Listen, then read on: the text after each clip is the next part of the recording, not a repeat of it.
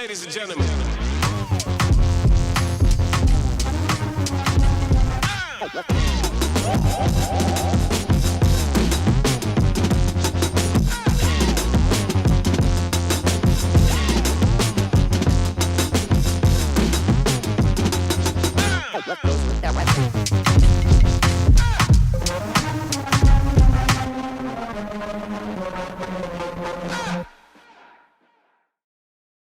And so I think that I think it's a very flexible kind of genre, which I love. There's definitely like fantasy set in other worlds, but I think that fantasy set in our world are really fun too. Like I love stories where a lot of things are recognizable, but there's like one thing that's a little different. The book we're reading for our book club this month, that we're meeting today, is called The Deep Dark. It's a graphic novel by Molly Knox Ostertag, and it is really cool, and it has just like one sort of magical element, but I would call that a fantasy too. Yeah, and I think what you said too about like having a touch of magic, even if everything else is the same. My students today, I teach 5th and 6th grade, and today's the day where we share what we've been reading, and we were talking about Orphan Island again by Laurel Snyder, and how that's a book, where the kids are just living on an island, but like, you can jump off a cliff and fly, and you can do all of these weird things that like it's just normal and ordinary and makes it so much fun. Yeah. I guess a follow-up question I have is, being a teacher, sometimes I have parents who will come to me, sometimes a little bemoaning the fact that their child tends to gravitate towards fantasy mostly, or fantasy only. And I say, reading is reading. That's the goal, for getting kids to love books, is let them have lots of choice and read what they want. But I'm also curious your opinion. I have strong opinions, being that I write fantasy as well, but what do you feel like is the value of fantasy in reading for kids? Like, is there some special benefit that maybe parents could think about differently, rather than thinking about, well, they should be reading realistic fiction, or they should be reading nonfiction? What's the benefit? It's so funny because I'm like the polar opposite of those parents. I have a kid who likes to read nonfiction mostly, and I'm like, boring. Wish she read more fantasy.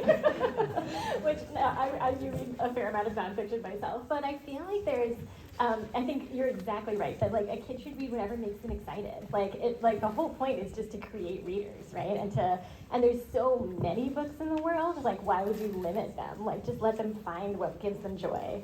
I have faith that this whole audience is full of parents who let their kids read whatever they want, so I'm preaching to the choir. But so I think, for me, I think fantasy is like an opportunity to grapple with real world things without having to like match exactly the real world, right? Like there's a lot of themes that you can deal with in fantasy. There's a lot of things that I can have my dragons deal with that it's less stressful because they're dragons. Like if I did most of what I did to my dragons and they were humans, I think it would be harder to read for sure. But I'm like, these dragons, they're good. They can fly. They'll be fine.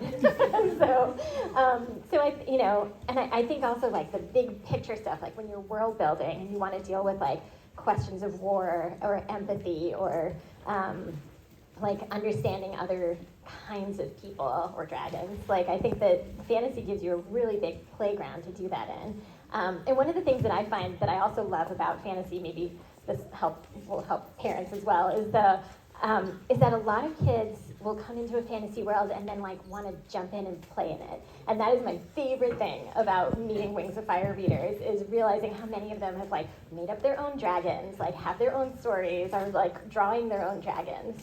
And just feeling like it gets them excited to use their own imaginations and be creators. And I love that enormously. Like I want Wings of Fire to feel like a giant playground for everybody. Because I think there's a lot of possible stories there. I tend to say like in my stories, like you're watching like one dragon at a time save the world, like with their community. But your dragon could totally be off saving the world somewhere else. Like I try to do not like a chosen one story, but like anyone can save the world. And I hope that kind of spills into real life too. I hope the kids who read it are like, yeah, I can write a dragon who saves the world, and maybe I also can go out and save the world my way.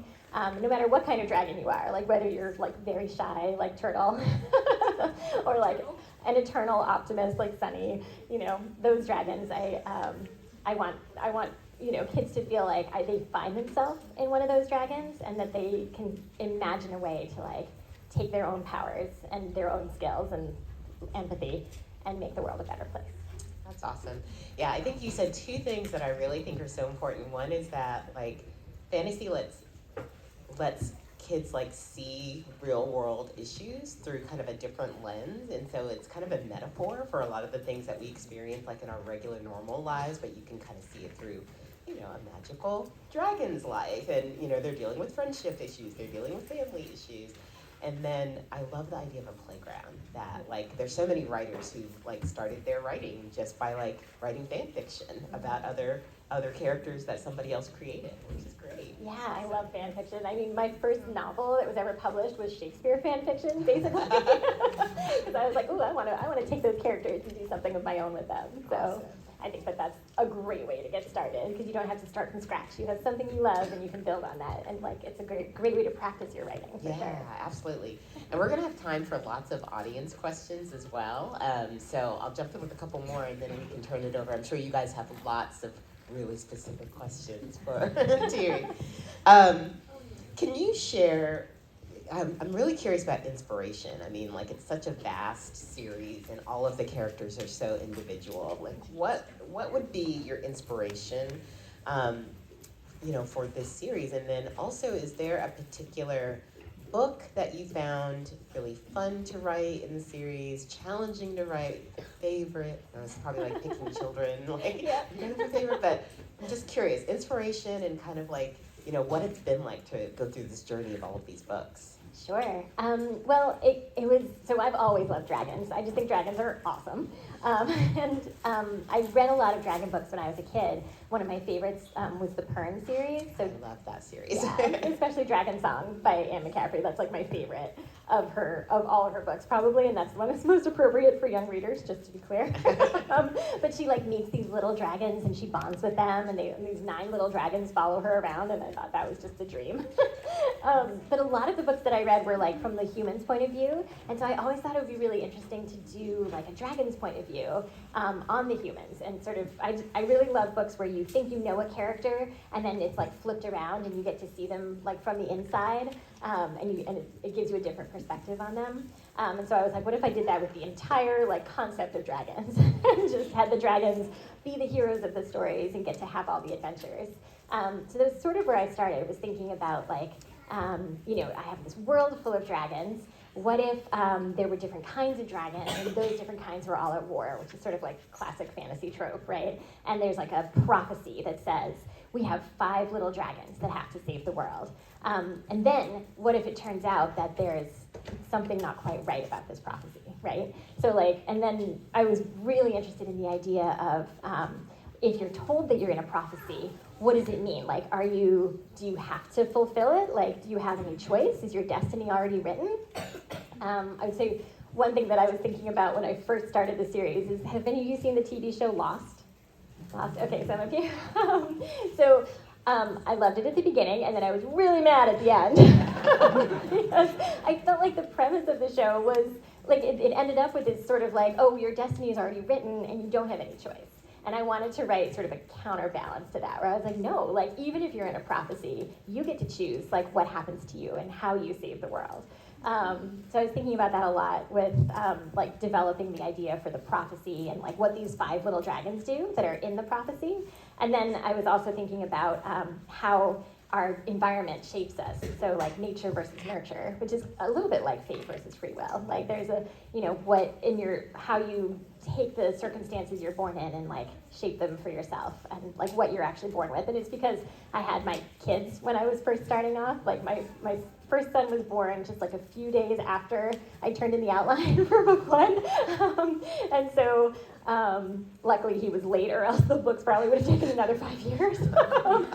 But so I was thinking about it a lot at the time, like what is parenting? Like how do we shape our kids? And I like to say I wrote a lot of like really terrible dragon moms, because I was like, well, at least I'm not that bad. I'm no Scarlet, and so how do we how do their families and their siblings and the dragons they grow up with shape who they are? Those were a big part of sort of the inspiration. in terms of like favorite books and most challenging, I think that like one of the most challenging was book 9. It's always actually the 4th book, so there's these, they're all written in like 5-book arcs. So like in book 1, it's like introduce the characters. In book 3, it's like something crazy happens that changes everything. And then in book 5, it's like solve all the problems. So book 4 is the hardest because it's like, well, I want this dragon to like do something important, but you can't solve all the problems yet. In fact, you have to leave most of the problems unsolved. But you're still important. You still get to sort of save the world. And the hardest one for sure was Turtle in book 9 because he is a dragon who like just wants to like hide in his shell and not save the world, which is relatable. I want to hide in my blanket days for sure. And so I was thinking about how to like pull him out of his shell because I was like, well, you kind of have to save the world. This is your book. Kinkajou would happily take this book from you, but instead she's just going to show up and like kind of shove you along and make the story happen. And I think what helped me was like finding something to connect to about Turtle, which was his like love of stories, and that really helped me kind of understand that he just didn't see himself as the hero. He's like a bookworm who would really just thinks of himself as like sidekick or like casual bystander watching other people save the world. so once I understood him a little better, it helped me like kind of get through it. And I love what you said though about that. So often in fantasies we see dragons as like the antagonist. When you think of like something like The Hobbit and Smaug, or you think about these other stories where the knight goes off and has to defeat the dragon and save the princess or something, and making them like the center of the story. And it's like you've heard that trope before, that every person, every character is like the hero of their own story. And even like Voldemort thinks he's doing things that are good, and so to have the dragons be the ones telling the story, and that the humans, like the scavengers, are they're not the focus. I think that was so interesting reading the book that where I've gotten through where they don't even understand each other, but there's like these little side things. Yeah, exactly. I was always thinking that, like, what does this dragon think about this, like, small squirrely creature showing up and, like, stealing his treasure? And the dragon's like, buddy, it's mine. What are you doing? Also, you look delicious. So I thought that would be interesting to get inside their heads. That's awesome. So I'm wondering about, like, you've touched on this just a little bit about, like your writing process and like inspiration, but I'm curious about like when you write a series as long as this one has been, and like you've said, you have the arcs of the 5 books and then the next 5 books and the next. How do you plan that? Like, are you an outliner? Are you someone, sometimes in writings we call people pantsers, they just fly by the seat of their pants and make it up as they go. I cannot imagine that you could do that with the book this detailed, the series so detailed, but kind of what's your process when you're thinking about the whole series as well as like those arcs, those mini arcs within it? Sure. How many like writers and future writers are there in the audience? Are there a bunch of people who want to write? Yay! Okay, good. Awesome. I hope you do. I think that, so it's funny, it's a great question. And I have to admit I am sort of a pantser, which is not a great way to write a 15-book series, especially one with like prophecies and dragons that can see the future. I like the other metaphor that I heard, which is architect versus gardener, where like an architect is the type of writer that like figures out the whole thing ahead of time, like has the whole plan like down to like the details of like how much everything, like where all the measurements are, versus the gardener who spends a lot of time just like planting seeds and like thinking about where did the seeds come from. I don't know if I'm not an actual gardener, so I don't know what gardeners do, but so the idea that like I spend a lot of time on like the history of just like the world and the characters, so that by the time I start writing, I feel like I really know them well enough that no matter what happens next, I know how they're going to react, right? And that I know the world enough to be like, oh, this interesting thing is probably going to happen. I do spend a lot of time on figuring out like all the side characters too. Like maybe you've noticed I love adding characters. That's a way that I feel like keeps the story interesting, is to like to realize how many other like characters there are in this world. So I spend a lot of time on that. And then I usually have like scenes in my head that are coming up. So like with book 1, the very first scene that popped into my head was the scene where the dragons hatch, right? The beginning, which actually isn't in book 1, because I wrote it, and then I wrote the rest of the book, and then I realized that that scene would give away like a secret about clay that I was trying to keep. So that's in the limited edition, which a lot of you got when you came in. There, we put the deleted chapter like back in at the end, so you can sort of see where I started with writing the books. And so that was like the first thought, like image that I had, was these little dragons hatching and being like, wait, this is not where I'm supposed to be. You know, the mudwing's like, this is not a swamp, and the sea wing's like, this is not the ocean. What is going on here? And they don't know because they don't have like the context yet, but they know that they feel that something's wrong. And then like realizing that there are these guardians watching them that have these extremely high expectations for them. It's like, guess what? You have to save the whole world, you know? And how does that feel? So I was thinking a lot about like just naturally how that would feel. And then I had in my head like Scarlett's Arena. I knew we were going to end up there, and I knew going forward that we would meet each of the three queens that were competing for the Sandwing throne. But I didn't know who was going to win. So I've said this before, but like I wanted to introduce three possible queens that could end up getting the throne at the end of book 5. And I was like, but they all have to be sort of terrible in their own way so that you can't guess like who's going to win. Because I don't want it to be super obvious that it should be that one, right? And then I got to book 5 and I was like, oh no, all our choices are terrible. What have I done? And so then, but it was great because it made me like have to think of something that hopefully no one else saw coming either. You know, that it was sort of a twist in the story that feels organic because you understand the characters that are there at that point, but also isn't like the most obvious solution, if that makes sense. Yeah, no, totally. And you're making me think about another question, because one of the things that I thought about as I was reading is how, I mean, there's like immense world building, but like I really got pulled in by the characters and like how different each of them were. And it sounds like you spend a lot of time thinking about the characters and their personalities as you're building the story. Yeah, definitely. It's my favorite part. It's like, like once I had the world, that I could just like sit and like think about the characters and like how they're each different. I thought a lot about, for the first 5 dragonettes, like how they each feel about being in a prophecy and how that would sort of distinguish them from each other. You know, like Tsunami is very, but prophecies don't tell me what to do, like I'm the boss of my own destiny, whereas Sunny is like, I'm so excited, you guys, we get to save the world. And like she's so convinced it's going to happen because there's a prophecy about it, so like we don't even have to worry. Yeah, just like live our lives and we'll accidentally save the world. Sounds great. Which is what made like what happens to her in her own book really fun, because it sort of like upends like everything she thought up to that point. And so, yeah, so that was a big thing I was thinking about with them. I am having the hardest time not just accidentally telling you things about book 16. I know, spoiler. I'm trying not to. I really like all of your questions. I'm like, well, in book 16, no, I haven't finished it. I can't tell you anything. That's a question I have for a little bit, like what's next. But I'm watching the time, so I've got maybe 1 or 2 more questions, and then maybe we can open up to the audience for some questions. Sure, and we have a game too. Should we do the game before the questions or after the questions? Maybe we should do it before the questions. That sounds good. All right, so I'm really curious about this. So when you're writing fantasy, you are making a lot of things up, but like you can't really make everything up. So what kind of research did you do, if any, when you were working on these books? No, I love that question, because I think a lot of people would be like, research for dragon fantasy?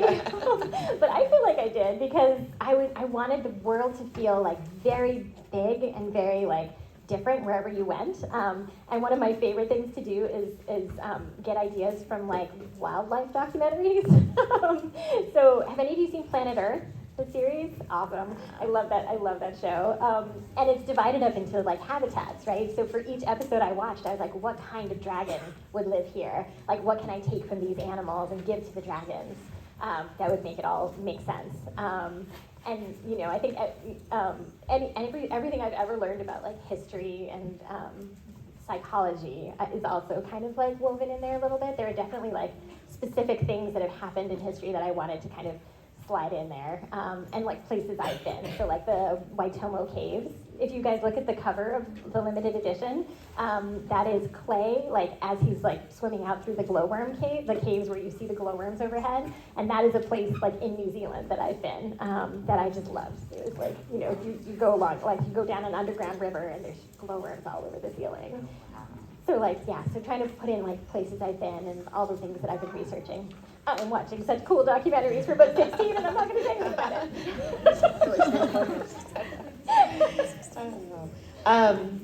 So I guess maybe one more question from me and then we can do our game and then I'll open it to the audience.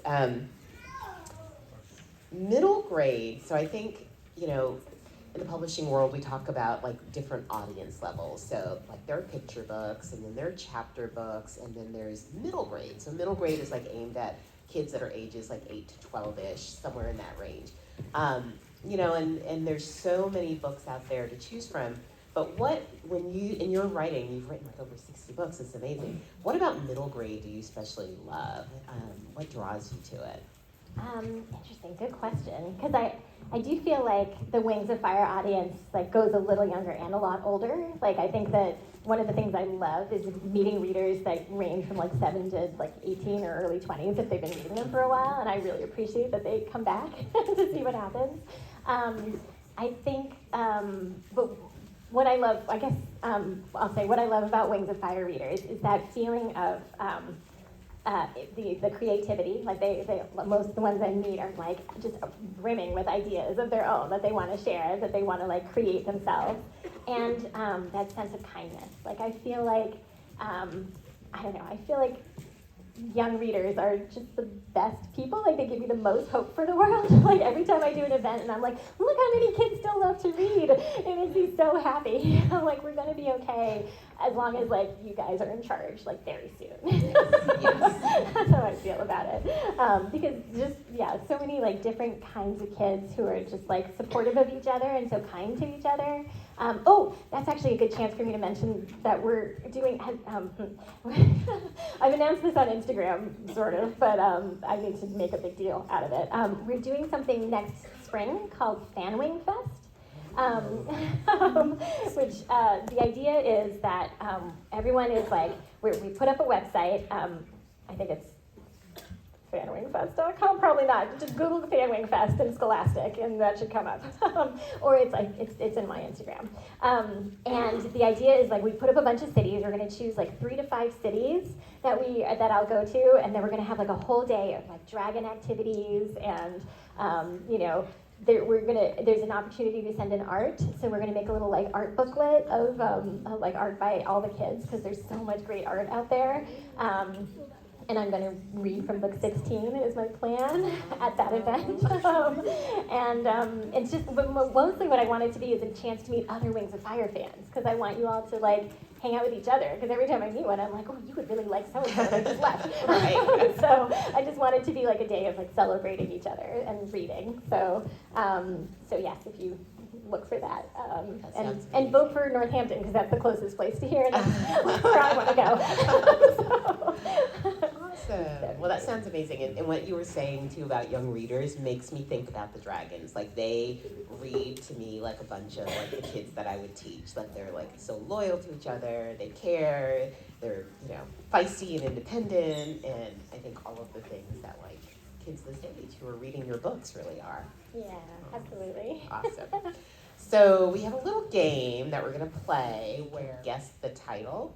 And I think we each have 5 clues for the books that we've picked. So maybe we'll do a couple of them and then open it up to questions. So Tui, do you want to start? Sure. Yeah, well, I think this is really, you know, about celebrating the Children's Book Festival and like books in general. I wanted to share like some books that I love by making you guess them. And I brought prizes. So you can start guessing at the first clue, but I will say that I made them like they're vague and then they get more specific as they go along. Okay. And the prizes are I don't know if you guys have seen these. They're like these cutie cups that are like little dragons you can wear on your wrists.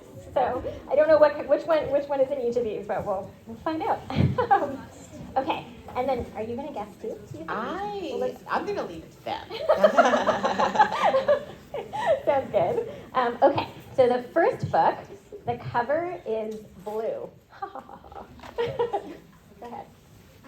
Yeah. Book 11? Oh, sorry. I should have clarified. Good guess. They're not Wings of Fire books. Oh, they These are? are Other children's books. That was such a really good point. I should have said first. No, these are books that I love that I think you would also love if you love Wings of Fire, because they're really fun. Okay, so yes, so the cover is blue is a terrible clue. But Super go ahead. big. Aragon? Ooh, that's a good That's guess. a great guess. No, but good guess. Yes, in the glasses. Yes. No. But that's one of the other books I brought. Oh, no. So now I'll feel bad if okay, so I'm going to give it to you because, here you go, because that's one of the other books that I wanted to share because I love that book so much. Okay, should I keep going with the first one I was doing or come back to this one? Keep going with the first one. Okay, all right, the second clue is it has an amazing dragon in it. Guesses? It's a blue book with a dragon in it. In the pink? Ooh, no, good guess. Ooh, no, also good guess. I haven't read that yet, but I really want to. Yeah. Oh, no. Oh, good guess. All right, let me give you another clue. It is set in China. Oh. At the back there. Ooh, no, oh my God, that's a great guess because I love that book too. Yes, it's the orange hat. Where the mountain meets the moon? Yes, I was going to say, that was what I was going to guess if I was going to guess. I love that book so much, you guys. I talk about it all the time. It is one of my favorites. It's Where the Mountain Meets the Moon by Grace Lynn. One of my favorite books of all time. Also has like the best dragon in it, honestly. Like, I love this one. All right. I didn't think to bring the actual books with me, so hopefully you'll have to picture the covers of some of these. Okay, my first clue is there's a ghost elephant in the book. Yes. Say the title again? I forget is it like marshmallow? No, good guess though. Yes. Elephant in the garden? No. All right, second one. This might be a hard book because it's a newer book. The main character has anxiety. They deal with anxiety. Yes, in the back. Could you say it louder? No, but good guess. Yep. Ghost Toast and Other Hazards is right. Great job. I love her books. I haven't read that one yet, but I'm hoping that would be good. Awesome. Aw, that's so great. Okay, my next one, it's a graphic novel.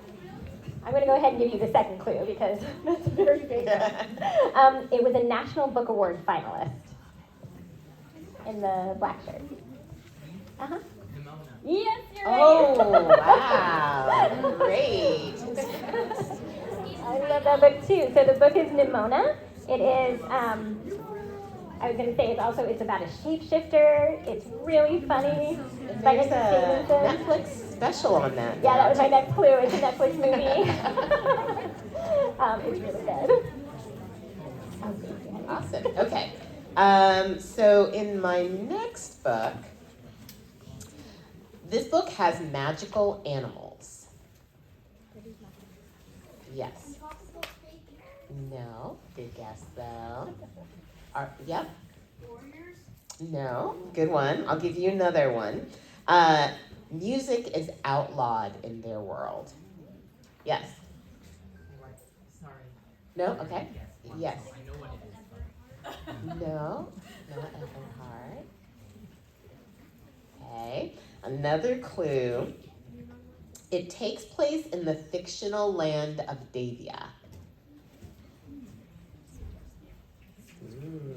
This is going to be a book you'll really like. It's been on a bunch of best books of the year lists now that we're getting to the end of 2024. So if you haven't read this one, you're going to love it. Okay, next clue is some characters have golden ears.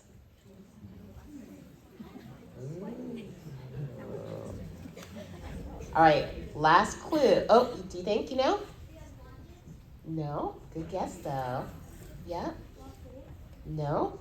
All right, here's the last clue. The author's another local author. The author is Rajani Laraka.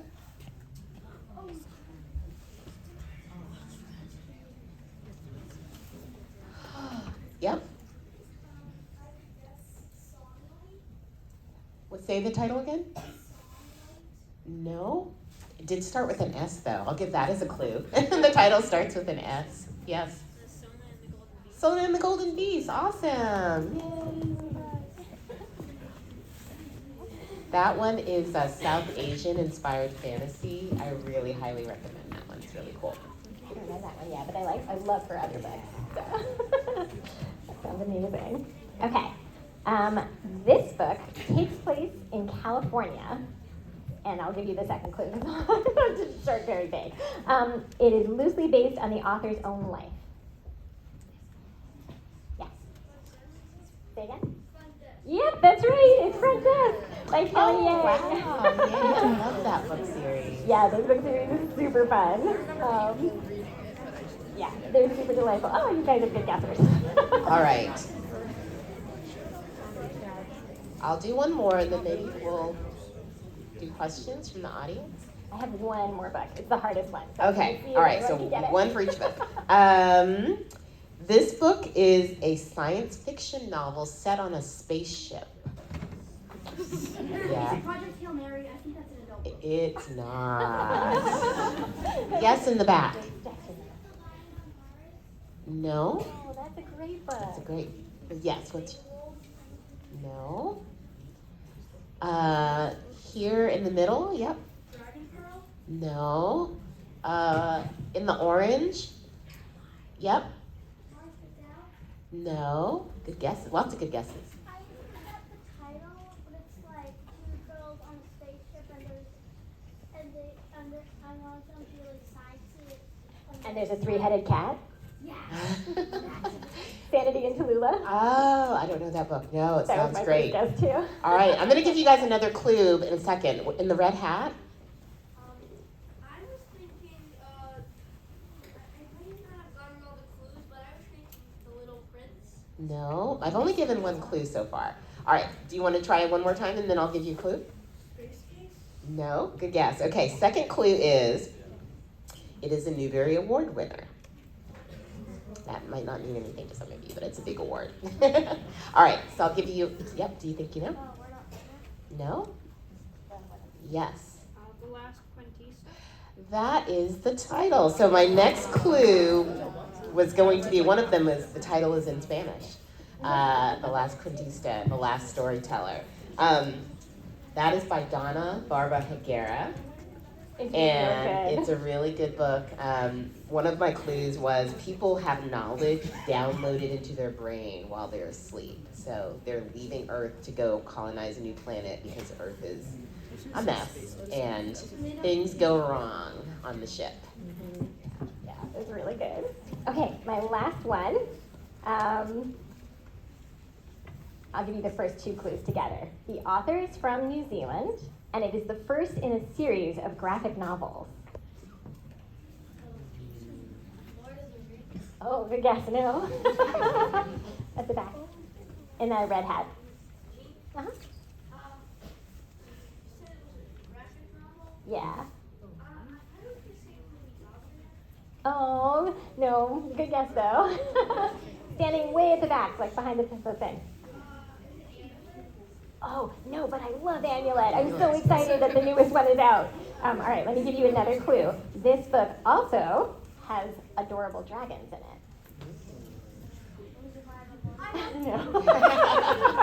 Good guess, but it's not Wings of Fire, I promise. Yes, in the back. It is the Tea Dragon Society. Oh my God, if you guys don't know these books, they're the cutest. They're like the cutest dragons I've ever seen. And I love them so much. Okay, so I'm glad I got to share some of my favorite books. Thank you. Yeah, my like secret life plan is to write all these books and then get all of the people who've read them to write books that I want to read. So I'm glad you're on that path. Very excited. So it's interesting because, yes, definitely, I've been affected by, so in the early days when I could read all my fan mail, I actually got a bunch of fan mail after the first couple of books that was like, hey, I love Peril, please don't kill Peril. I know you're gonna kill Peril, I can just tell. And like enough letters that I was like, well, these kids are really smart. Because I was thinking about killing Peril. Because, right? No, she's fine. She's fine. She's really okay, you guys. But I was like, you know, she's done all these terrible things, and like, how does she make up for it by sacrificing herself? But it was so much more interesting to keep her alive. And those kids were very smart, and I'm so glad they wrote me letters, because I was like, yeah, if I kept her alive, and then she had to sort of grapple with it, and then I got to write book 8, which is the graphic novel that's coming out next. And it's Peril's story, and I love her so much, and I love getting in her head. So that was definitely one thing that happened. And another thing is that like people are constantly asking me for books with specific characters, and they are all in my head. I have heard you about Kinkajou. I know that I should write a book about Kinkajou. So no promises, but it's I think about it a lot for sure.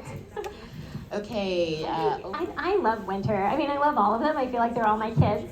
But Winter, I feel like, has some growing to do. Like, that's why he didn't get the girl. Sorry, spoilers if anyone hasn't gotten that far. But, like, so far, you know, because he could still grow and change. And I think that he's got a lot of goodness in him. He's just had a kind of rough family life. And, you know, I think that, I think there's, all of the dragons, I feel like, are not done, you know? Like, even if they've had their book, I feel like they still could grow and change a lot as the stories go forward. The question was, what is the plan for the TV show or movie? It's TV show is the plan. So maybe a lot of you know we were all set up to do it at Netflix, and we had a showrunner and amazing writers and amazing artists, and it was going really well, and then it didn't end up happening. Like, various reasons, Netflix canceled it, and I can't be mad because they do some of my favorite shows. So I understand. It's all very complicated, the TV business. But now we've restarted it. We are at Amazon now.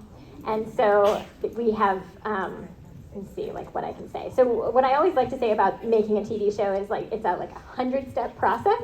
And before we got probably to like step 15, and now we're back to like step 3. But we're working on it, and they're really like kind, the people involved. They're very sweet. They want to like keep me involved, and we talk all the time about what's going to happen. So my hope is that we'll be able to start rolling forward soon and make something. But it seems to take forever. And that there are many people involved. So it's not just me in my room, like writing in the middle of the night, which is what I prefer to do. But I'm excited. I hope it all comes together and happens this time, for sure. Do I have like a favorite character? I mean, you know, I love them all, like I said. There are definitely characters that are really fun to write. Like, I love writing Sundew. I love writing Glory. I feel very connected to like Sunny and Kinkajou. Those are two that I feel like whenever I'm writing them, I totally, it's not hard, because I'm like, yep, that's how I feel too. And then like characters I'd want to hang out with are like Clay and Moon and Blue. Like, I'd love to like sit around and like have a book club with like Moon and Cricket, you know?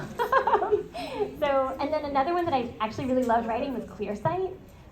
Who is a dragon in Darkstalker that can see not just one future, but like all the futures. So every decision she makes, she's like, oh, this is going to change the future this way. And that was really fun, because it's kind of like being an author. Like, I get to decide what happens, but it was a lot of pressure for her. So, good question. I need to repeat I that. know. Okay. The question is, does book 16 have to do with like the map of Pantala? On the wings, there are these like mountains that are actually sort of like there's like, I think they're called like the Dragon Mountains in China that I was picturing when they added that in. So no.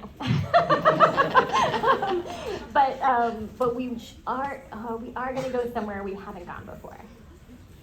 Am I allowed to say that? Well, it's too late now. Spoiler. The pink jacket in the middle. So in the Wings of Fire guide, there is a page that's like a list of Scarlet's enemies that Vermilion found like after she was gone. And it's just like little like scribbled notes on like what she did to each of them or what she was planning to do to each of them. And so I thought it would be sort of unrealistic to have just characters we knew on there because Scarlet clearly has had many enemies over her long reign. So I was like, oh, let's put someone in there that you don't know about, whose name is Beryl. And then I was like, ooh, who's Beryl? Ooh, now I need to tell that story. So I think what I'm allowed to say is you will find out who Beryl is in book 16.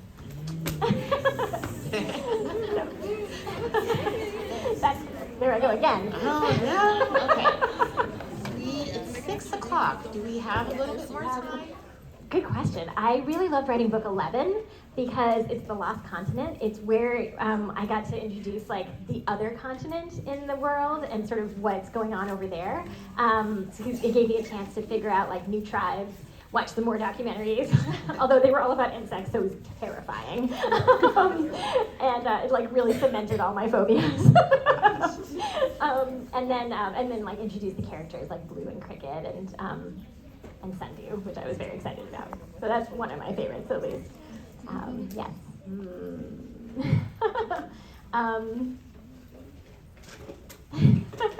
Well, okay, I'm going to throw them under the bus because one of them hasn't read any of them. So feel free to go yell at him. He's told me not to tell people that Ditto anymore. with my family.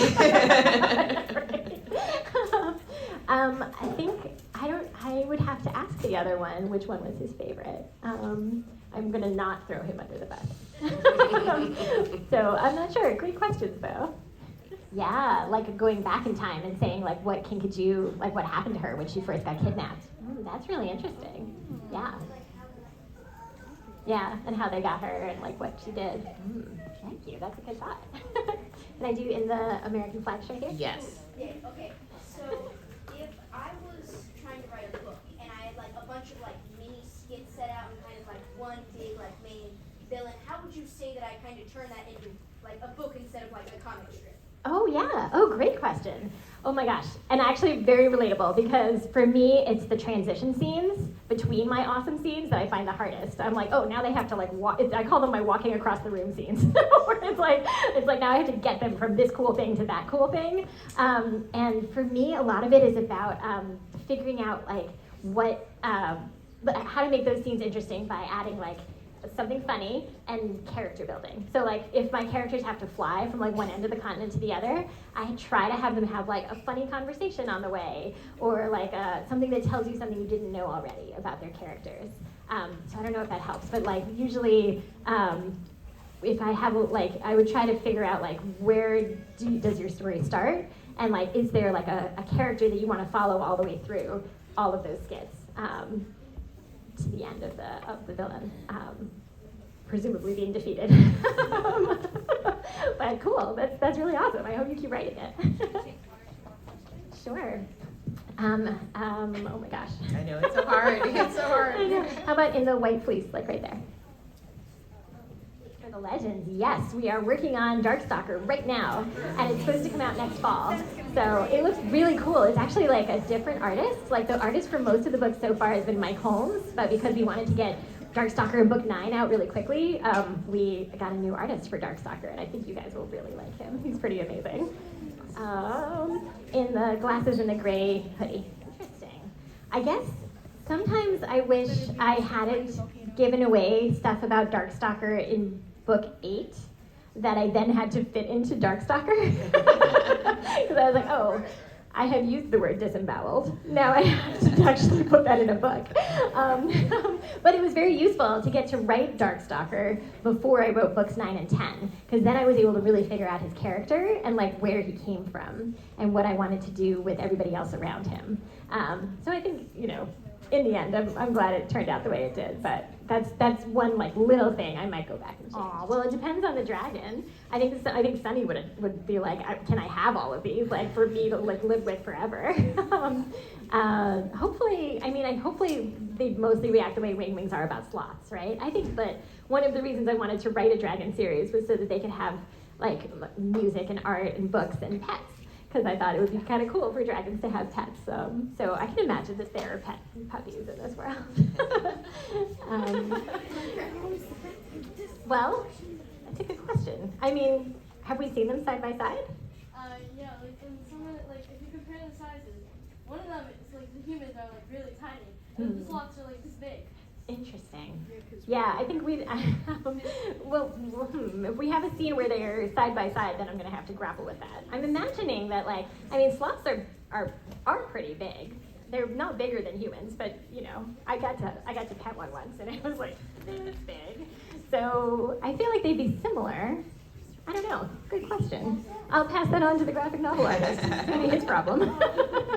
I know that Sunny said that she only thought of Starflight as a brother and like a really good friend. Mm-hmm. But do they ever in the future get together?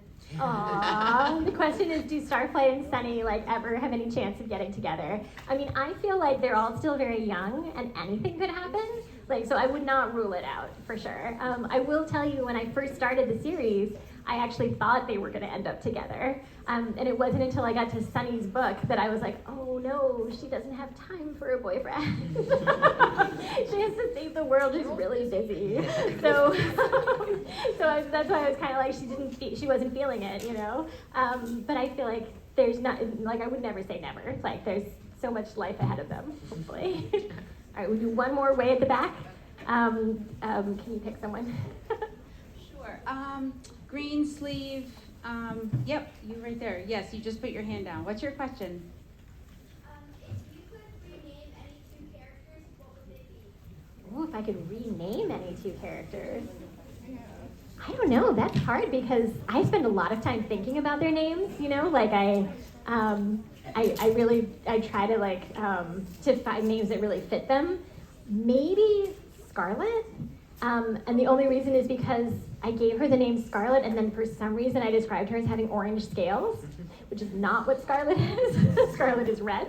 So I was like, so maybe like a more evil name, because Scarlet is actually a lovely name and I've met lots of Scarlets and I'm like, I'm so sorry. That wasn't a comment on any of you. So maybe Scarlet, but what would I name her? Like, what's an evil name that has to do with like mountains? So I'd have to think about that one, I think. What an interesting question. I'll keep thinking about it. I will tell you the one that I had the hardest time naming was Blue. I renamed Blue in book 11 like 80 times. I just couldn't land on one. And actually I've already named a character Blue in a different series, which is the Menagerie, but I just really liked the name and it's a kind of butterfly, so that's why he ended up having it. I'm sorry I can't do any more questions. I love you all so much. Thank you all. Thank you for coming. Can everyone hold up their Ladies and gentlemen.